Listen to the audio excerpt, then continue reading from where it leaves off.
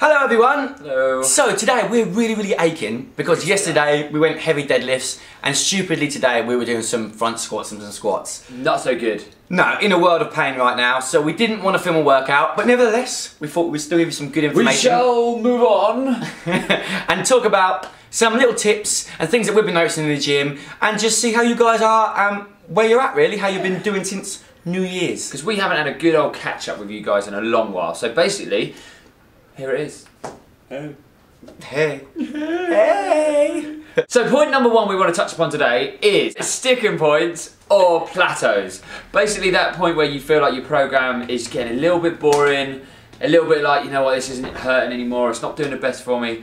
The most important thing to remember is change it up. What we've been doing, well John, he's been doing German volume training, which is going to tell you all about in just a second, which is basically just going for absolutely ages pretty much. What have I been doing? I've been doing a lot of eating pork pies, a lot of flexing, a lot of running, and I've been doing a lot of just compound movement training basically. I've been doing a little bit of GVT with him. But you've got to really remember all the time to keep changing, keep your muscles guessing. If you haven't changed your program since the start of the year, go and do it. Oh, that was hard, wasn't it? Really, yeah. Like Leon said, if you haven't changed your program by now since the start of the year, it's a good idea you do. Even if you're running, you might want to bring in some interval training. But just bear in mind, when a lot of people do things like interval training, they don't necessarily make it specific to the person.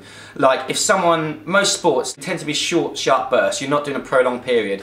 So if you're relying on power and explosive strength, you're not necessarily going to do a lot of steady state running. You want to do intervals and stuff like that to stay in the correct energy system.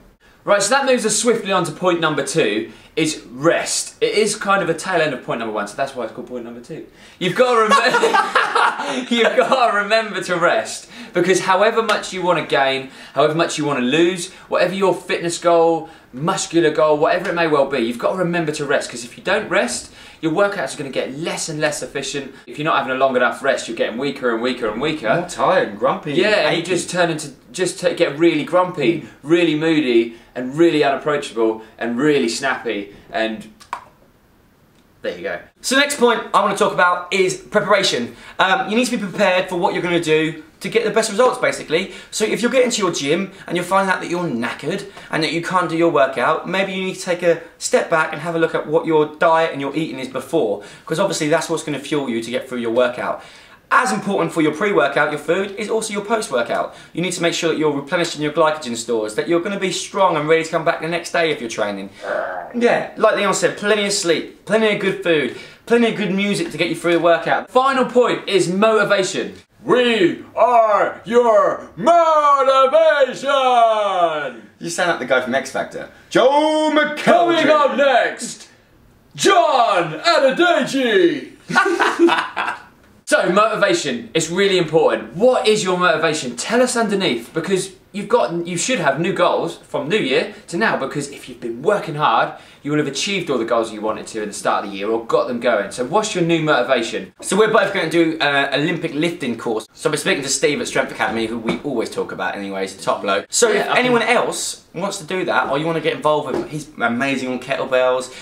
He's teamed up with Alex Ferentinos, I think that's how you say it. He's a legend. Who's amazing nutrition. I've done his course as well, or his seminar, whatever you want to call it. But it's definitely worth checking those guys out. I'll put a little link at the bottom, and maybe we'll be able to get him to come in for a video with us at some point, or both of them, all the better, because we ideally want to give you guys the best knowledge that we personally can. And in terms when it comes to Olympic lifting, Steve's bloody amazing, and when it comes to nutrition, Alex is ridiculously good. So to finish this video off, basically a quick summary. All we want to say was hello to you guys first and foremost.